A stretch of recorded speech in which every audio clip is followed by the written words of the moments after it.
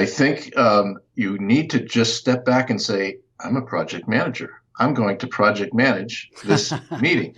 Seriously, a lot of the same skills that you are applying to your project, you just need to step back and realize that this is a project itself.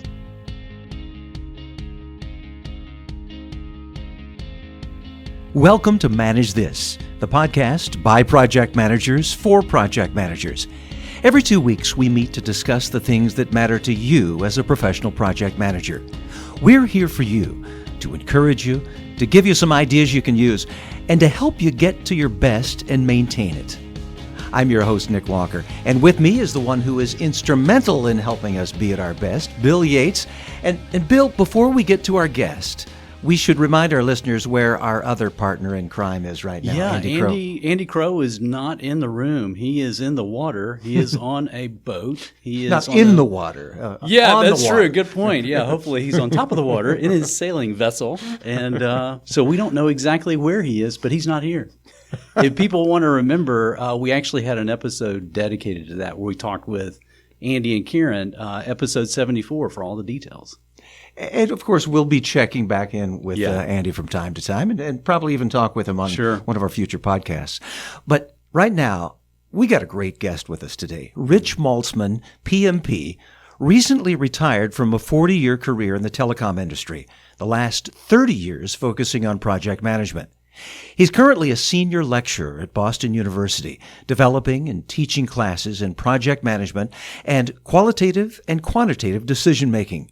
Rich is the co-founder of EarthPM, LLC, a company devoted to integrating sustainability thinking into the project management world.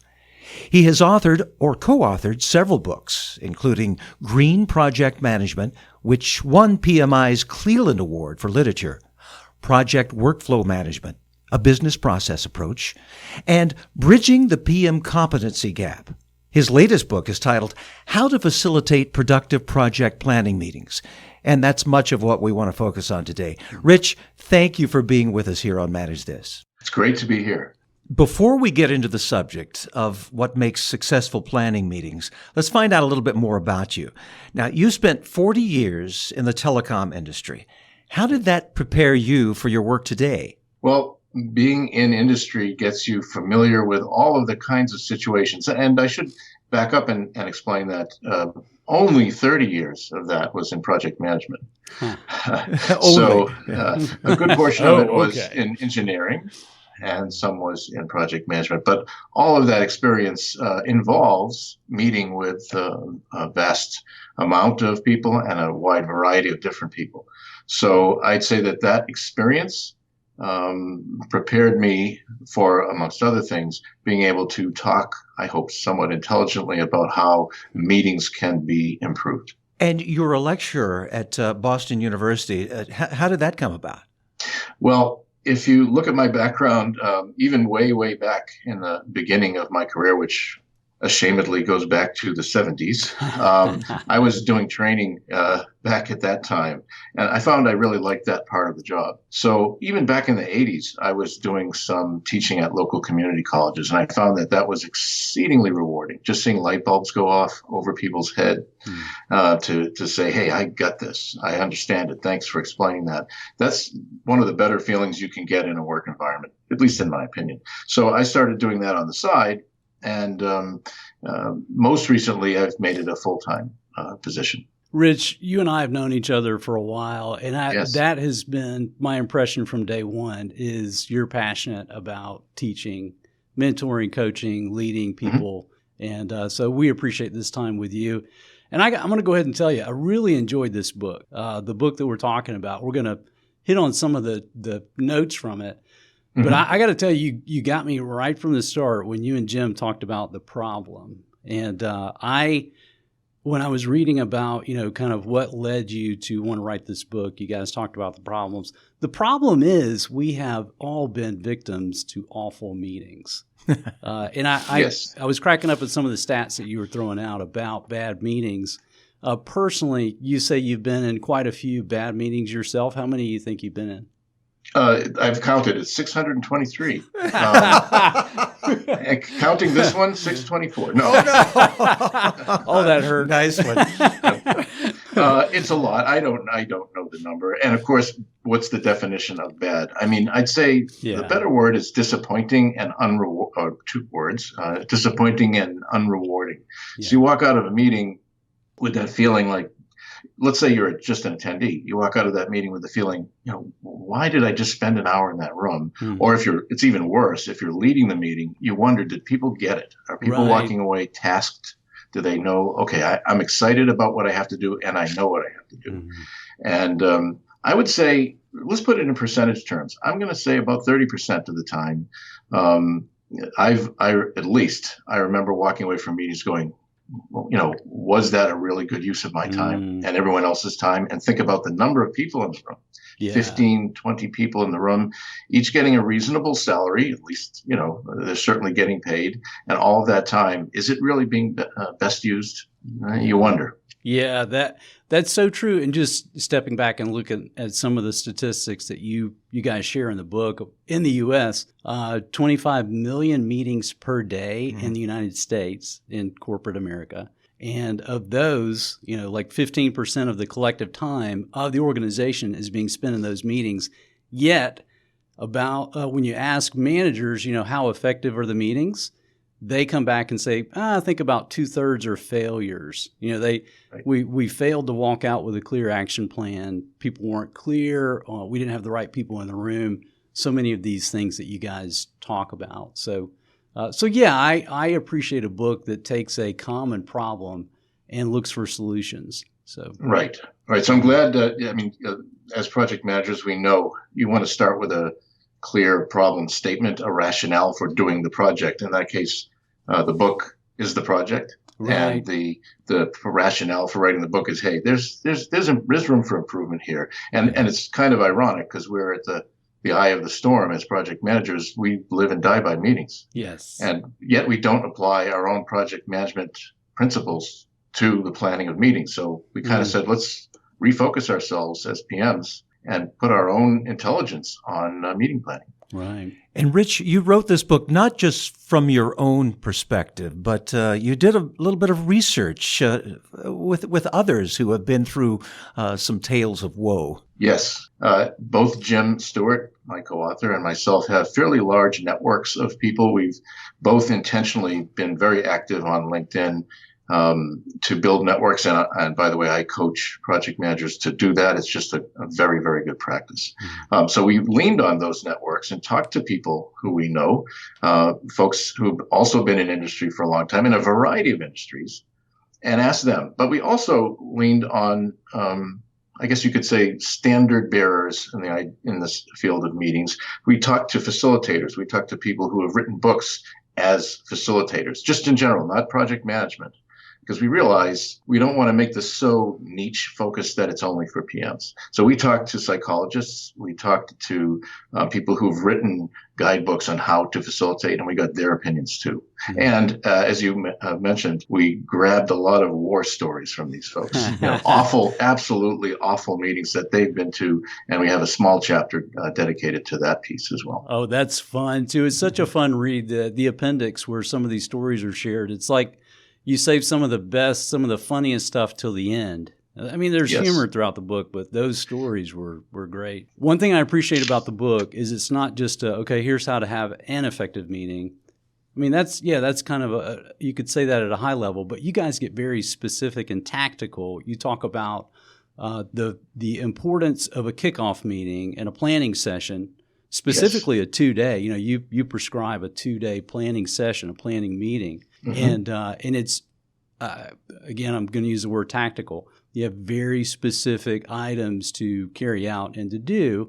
And I can't remember if it's your emphasis or Jim's on the notion of this is where the project manager really needs to step in and be large and in charge. So she or he needs to, kind of show authority from the beginning. So talk large and in charge. We use that here at Velocity. What do you guys mean by that? Well, what we mean is that attitude is contagious. Okay. And I just even last evening when I talked about this at Boston University, I actually have been in a meeting where an individual would get up in front of the group and in a very monotone voice will say, okay, we're here to do this meeting that's about this project. And, it comes across very clearly that they don't seem to care. You need to be almost a caricature of yourself, exaggerate your vision and the purpose of the project, the importance of how it connects to the mission and vision of the company. And you have to be optimistic and upbeat. It has to seem possible. And you want to, and I lean on Stephen Covey, begin with the end in mind. You have to have a vision, even a conceptual drawing, of course, depends on the kind of project on which you're working. Have an image of what it is that you expect. And let me go back to my academic background, my current academic background. Some of the best presentations in my courses, which are all project-based, are the ones where the students start off, let's say they're developing an app. They start off with screenshots from what looked like a real app on a smartphone. Yeah. That's the first thing you're presented with as the sponsor or the audience. And I have the students make the classroom into, magically into an audience, into the sponsor as an audience. They will show them, here's what this looks like. And that's beginning with the end in mind. So large and in charge means that not necessarily that you're physically large, but that you take on a presence, a large presence, as a for lack of a better word, a cheerleader for the meeting. Yeah. And Rich, one of the things that, as I thought about that and saw and was reading what you guys had to say about that, and I see that consistent in the steps that you guys put forward as leading to successful kickoff planning session meetings, having that sponsor there at the beginning and throughout, and then wrapping up at the end. And I really like that. That resonates with me. Again, we've talked about that before. We even teach to that in some of the project management fundamentals types courses that we have. There's one of the sources that I like to cite to that end is a book by Hyatt and Creasy. It's Change Management, the People Side of Change. And there they talk about the importance of executive sponsorship. And there's no time more important than the beginning of the project, the kickoff. And they researched 300 companies. In their book, they talked about the number one success factor cited for implementing change through projects is visible and active executive sponsorship. So that's right. I agree with you guys, wholeheartedly on that point. As you've thought back with your career, have you ever had to kind of sell the sponsor on being in the room, convince them of that importance for this meeting? Absolutely. In fact, the basis for these 2-day planning meetings comes from a strange, probably not that strange, actually, coincidence in that both Jim and I, different industries, have been involved in these customer project kickoff meetings. Okay. That have this very similar format, and both Jim and I found that they were successful. And yes, in this case, the sponsor is kind of a co-sponsor of the senior leadership of our company. In this case, a telecom equipment manufacturer, and the customer of that network system. So, for example, at the time, this goes back to the old days. Companies like Pacific Bell would be the customers of what was at the time AT&T Network Systems. And I'm going back to, Brontosaurus and Tyrannosaurus times.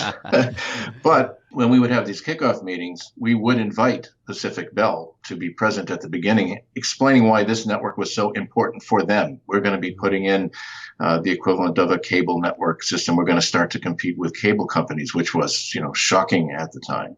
Telephone companies competing with cable companies. Now they are cable companies. Right.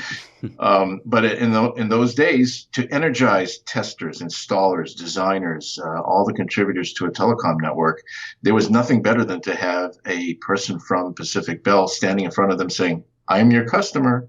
This is critical for us. You guys need to have this turned up on time, and here's why. And to me, that's even better than an executive sponsor, because now it's coming from outside.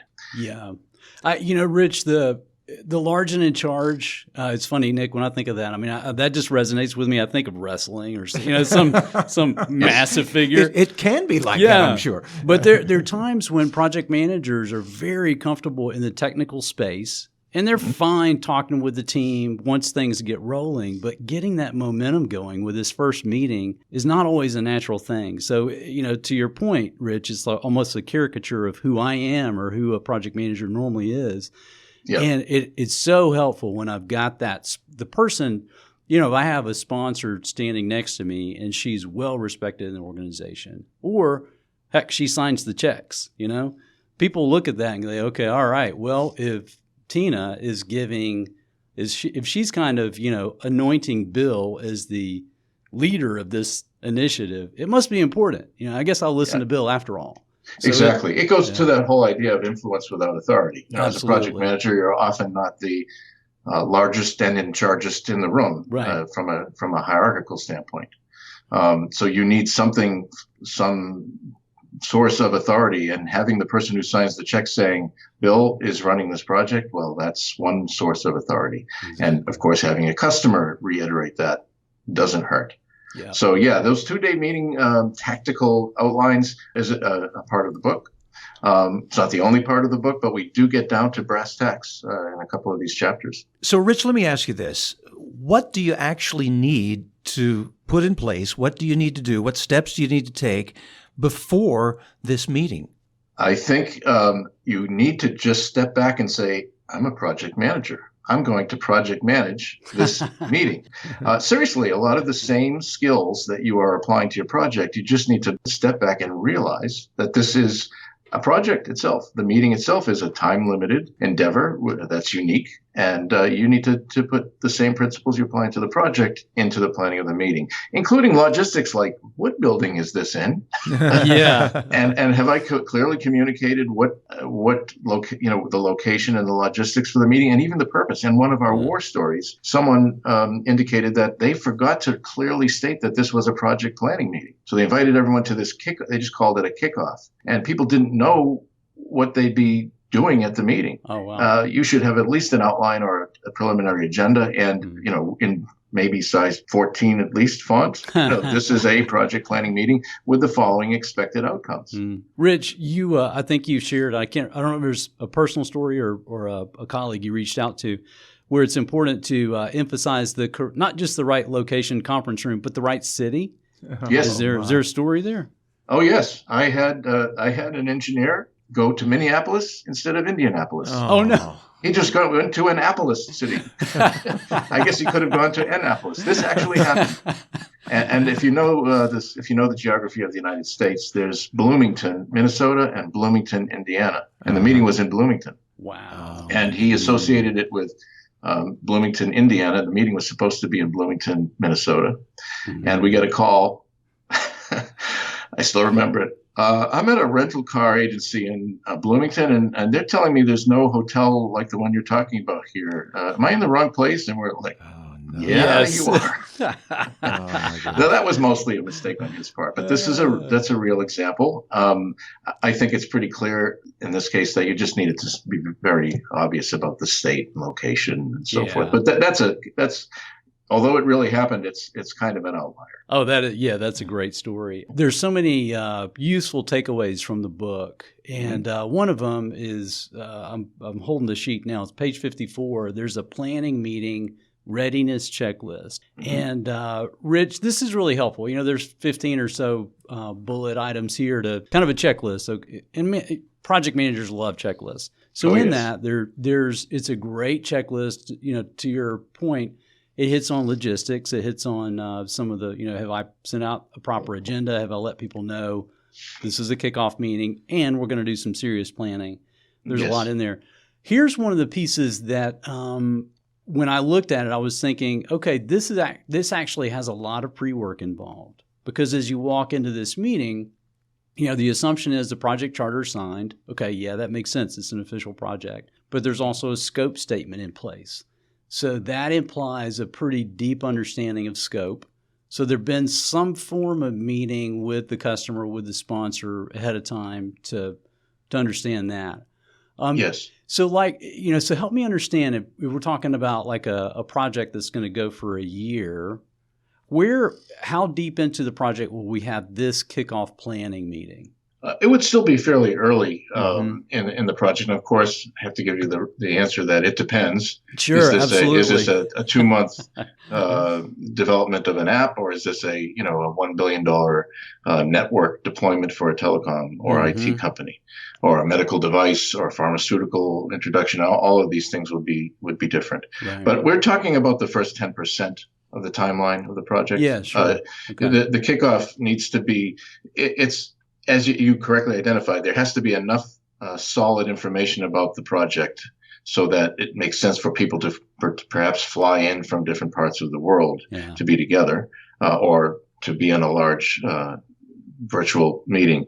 But the project should be chartered. The project manager should be identified. And that means you are somewhat into the timeline. And I'm just guessing that it's generally about 10% into the overall timeline. Yeah. Okay. That makes sense. I've got a question for you, Rich. There's probably some listeners here who might be pushing back a little bit, saying, "No, wait a minute. I don't want to overplan here, because this is we're going to lose our creativity. We're going to lose our spontaneity, our out of the box thinking." Right. What would you say to people who maybe are a little worried about that in terms of planning for this meeting? Well, I'll give you an example. One of the things we recommend is that you have a pre-filled out or started WBS, just started, and you have a risk register with a couple of items filled in.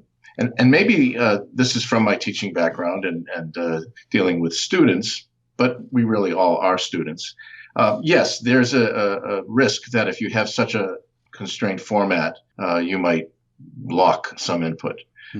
I think you just need to buy into that fact and say, look, I started this, but I want any idea, even if it doesn't fit into the format of this WBS. You've got some risks identified here. It's just to show you the format of what we mean by a risk. That's the only purpose of this, and what the characteristics we want to record are about the risks we'll identify. But the fact that I've identified a labor strike doesn't mean you should only think about labor issues. We want you to think broadly and deeply. And so your concern is valid. Your fear of, or the listener's fear of over-planning should be taken into account. I know that agile thinking is very popular right now, and we even dedicate some space in the book to agile planning meetings. But I would push back on the pushback and say that you should be able to manage and draw out illicit creativity as a good, large, and in charge project manager, even if you do have some structure, for example, a risk register with the first couple of risks filled in. I think you still can and should be able to draw out all kinds of wild ideas in this meeting. And that's really what you're after here. Think about this for a moment. A pet peeve of mine, stakeholder and risk identification. Yeah. If you fail to do those two things at the beginning of a project, guess what? You have risks that you never even thought of show up. You have stakeholders who you didn't even consider were stakeholders suddenly showing up halfway through and blocking, or you missed out on an opportunity of a stakeholder who now you suddenly discover could have saved you very early. Rich, quick follow. You just triggered a thought in my mind, which is, it's so important to invite the right people to this meeting. Even if they only come for a portion of it. If it's a 2-day meeting, I may have somebody from customer service that I want to come in for an hour and explain to our team that's developing an app, let's say, this is the impact that the app may have on us. If you guys, let me share my perspective from customer service and the kind of calls and chats and whatever that we receive. How are we going to handle that with the app? Here's our perspective. So I don't need them there the whole time, but I need them for part. You've got, I know it's natural to be running a meeting like this, and then suddenly somebody brings something up, and I'm like, oh, wow, we need to have somebody from that department in the room or somebody from that customer area in the room. What do you do? Would you hit the pause button? You plan another meeting? What advice do you have for that? Well, it's going to depend on the specific situation, but I would say I tend to be pretty liberal in that area. In other words, if it's apparent that hearing the voice of a customer service person right now is important, I would like to get that person on the video or on the phone as soon as possible. I also think we now have the advantage, and we're seeing it together right now, of video conferencing and recording. So if you were to bring that person in for that 1 hour to talk about this, even if you, and of course with their permission, you record that 1 hour and then play that back when they're not available, but the other people who need to hear that can be in the room. Nothing wrong with piecing together the meeting and responding to it in that way. But that's a very good point. And in the real world, you can read all the books you want.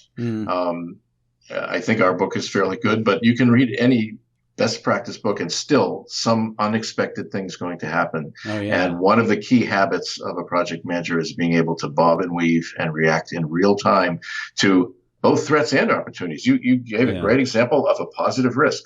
Someone happens to be walking by the meeting room who's a customer service person who really could contribute. You hadn't thought of that until now. Wow, they could contribute. Invite them in, record that, make it available as an artifact for later in the meeting or as a follow-up. That's good. Rich, one of the things that Nick and I were laughing about as we were preparing for our conversation with you is for some of the people that have been invited into the meeting that may be a little difficult to manage. So, Nick, what are we talking about there? You refer to them as meeting goblins. What do you mean by that?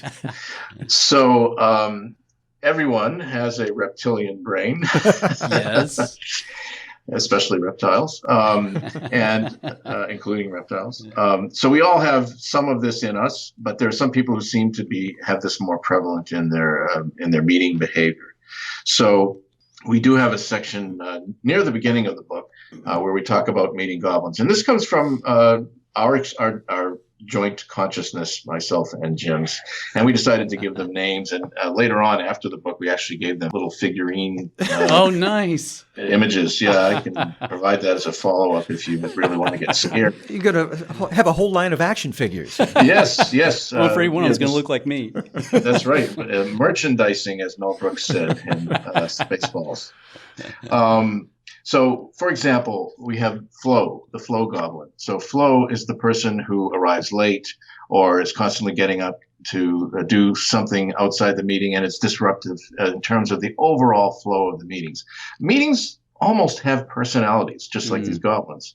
And if you have someone who's constantly disrupting, leaving early, coming late, changing the topic, although that's actually a different goblin, you need to make sure that's corrected. And we have some specific tips in the book. For example, if someone is habitually late, then maybe start the meeting at an odd time. 3:17. Make your meeting start time a little bit odd. It's interesting how that can actually affect it. I've done that. People will say, "What the heck? Why is your meeting start at 3:17?" Because you remembered it. Right. And pull Flo aside and say, I appreciate you. You're a great contributor to the meeting, but meetings have to have. You wouldn't call her out as flow, but you'd say meetings do have a kind of a flow that we need to keep, and we would really appreciate it if you show up on time. In fact, we'd ask that you come a little bit early. So each of these goblins have their own personality and their own traits, and we've seen all of these people who take you off on tangents, people who tend to act almost as a bully. So one of the goblins that's one of my favorites is Charlie, the chatty goblin. Charlie's the person who is having side conversations, many side conversations with anyone around him who'll listen. And for this, I actually took a tip from my daughter, who is an English teacher in middle school in the Washington, D.C. area. And one of the things that she's told me is just walk over to the person. And do it slowly and subtly and stand near them. Yeah. They'll stop. And it's a little less disruptive and in one way a little less rude, in one way a little more aggressive and assertive, and it gets them to stop. And they'll learn that if they continue to talk, that you'll just be located near them frequently. She's used this in her classroom.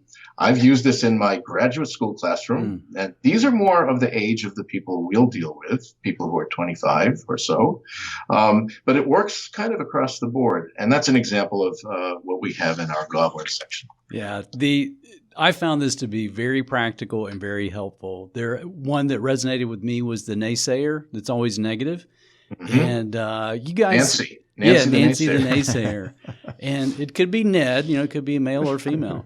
All of them could be, of them could have any characteristic that you name. But I recall we had a client back when I was working in software for utilities. We had a client who would call, and we're providing, we were doing hundreds and hundreds of calculations, dozens of reports. And if there was one number that was wrong, this guy would call, and his first words would be, "Everything is broken." And it was like, oh my, the first time we heard that, we're panicking. We're like, sound the alarms. Everything's broken. And it's just one number's off, okay, this is not the end of the world. You see the impact that a naysayer can have in the room. There was one other one that I thought of that, Rich, for your volume 2 on this, for your next printing, you can add the multitasker. So, sometimes my meetings I feel like there's one person that I have to repeat for because they're over there multitasking. Yes. And I've been doing a training session before on the software that I mentioned before. And my colleague was leading from the front of the room, and I was kind of walking around making sure everybody was keeping up. One guy's pulling his wallet out and reaching for a credit card. I'm thinking, what do we have in our system that would require that? Well, he's shopping online. He's buying tickets to a concert. Oh, absolutely. He was multitasking. Yeah. So this is one of those things that I have seen. I've seen it in meetings. I've seen it in classrooms. The real solution to this, and this is actually kind of interesting, and it's certainly not on any script that we've written, but I think it's worthwhile mentioning ground rules, right? Establishing ground rules. And what I found really psychologically interesting here is that people, and I'll give students as an example, when you ask them, would you like to have a rule that says you should not have a tablet, smartphone, or laptop active during class? No, this is the person who's using it. They'll say, yes, please take it away from me. Huh. They actually, we surveyed hundreds of students at Boston University in our project management classes because we were seeing this. I'd walk through the room and I would see that their screens are not, in fact, on PMI's website. They're selecting down jackets or shoes on Amazon.com, unabashedly.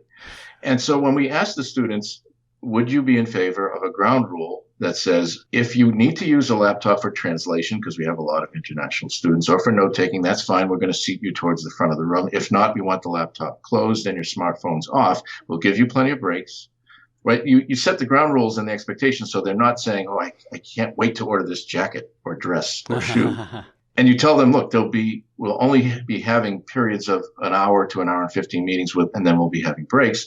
And then you can run out and order your product. Yep. But the interesting thing was 90% plus of the students, and these include the ones who are using the laptops, and I know them by name, they would say, yes, I agree with this. Please. The laptop was just, my own laptop was distracting me. My neighbor's laptop was distracting me. In fact, my neighbor would be online and that would remind me, I need a new jacket. And seriously, they were actually almost begging us to take these away. Just almost like an addict would say, get this out, get this fattening food away from me. Rich, one of the things that I've got to mention while we're having this conversation, one of the things I really appreciated in the book, and honestly, I kind of laughed at it when I realized the connection. You've got a section in the book focused on facilitating a virtual meeting, and the part that was humorous to me was, hey, small world. You've got Wayne. You're getting some advice from Wayne and sharing that in that chapter. Wayne was our guest on episode 64 as he talked about virtual meetings. Talk a little bit about your relationship with Wayne and how you twisted his arm to get him to collaborate with you. It didn't take much of a twist. So I've known Wayne Turmel for a long time. I've been a fan. It started when I was a fan of his show. I don't know if you recall this, called The Cranky Middle Manager. Did you know he had a show? No, I didn't realize that. That's great. Awesome. It was one of the first times I got into podcasting. It's a terrific show, great sense of humor, a lot of history, interesting trivia and history if you're into that stuff. He would talk about Attila the Hun and Charlemagne and all this stuff, and he was great at that.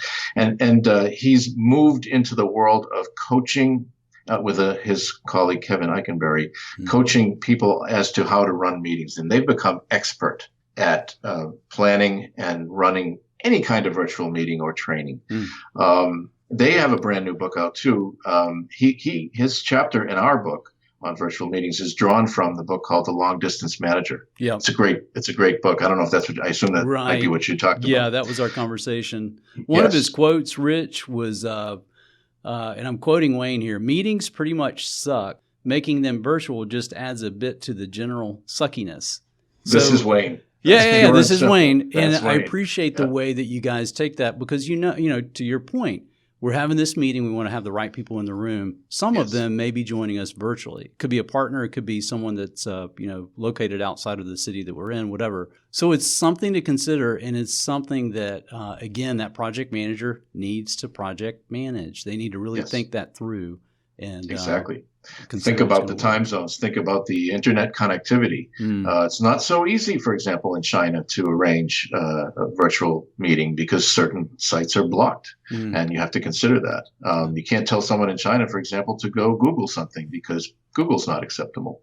I want to go back to the goblins for a second because there's one piece in here that I can't help sharing. When you talked about the naysayer, you reminded me.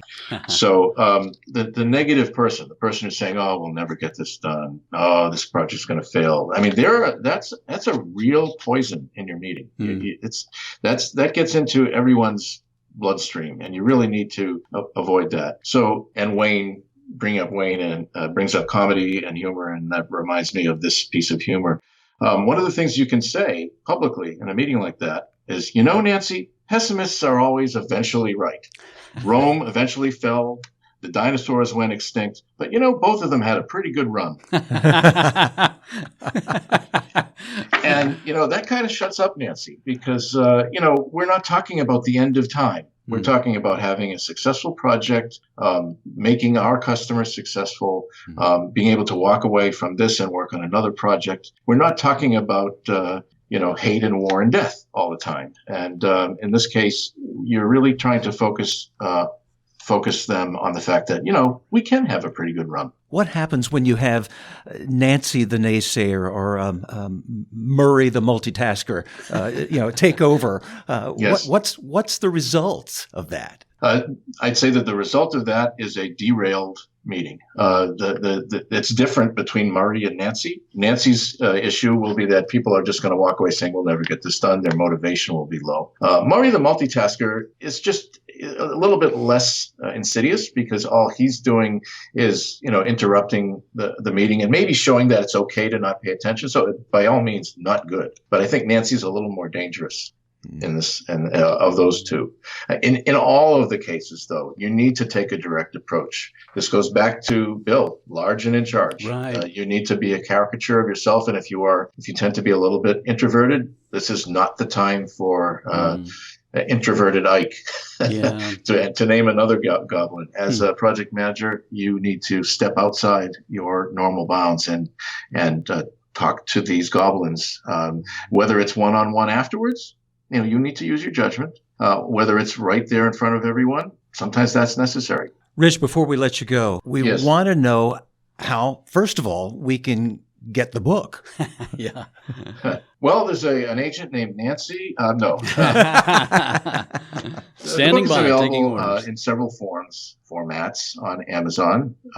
We really liked our publisher here. I got to put in a pitch for Maven House. Maven House Press was the publisher. Jim Pennypacker, who was a big contributor to PMI, helped us with this.